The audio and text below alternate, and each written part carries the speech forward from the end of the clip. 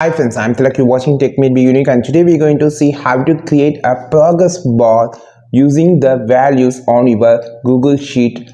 And if you're new to this channel, make sure to click on subscribe button below. We just quickly move on to the video. So to make a progress bar on your Google Sheet by the value, you can just do this. So you just need to first enter the value. For an example, here I just entered as 5, 20, 100 and also 3, and we can also add more values like 6.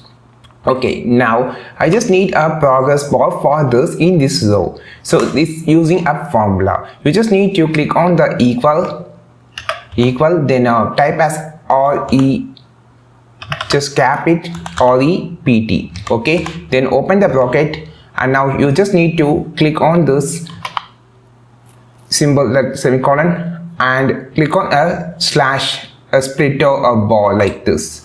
Sorry, like this.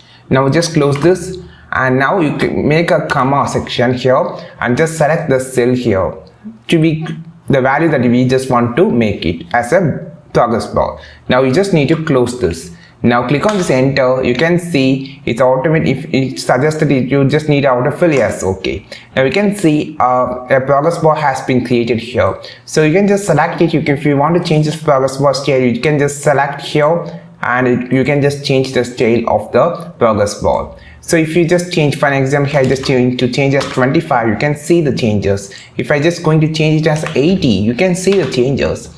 Now it is going to make it 0, you can see the changes. It's simple and easy to make a progress bar like this and on your Google Sheet. I think this video helped you a lot. Like this video, share this video, subscribe this channel. We will meet on next video with the super valuable content. This is Tilak signing off from Tech May Be Unique. Have a wonderful day.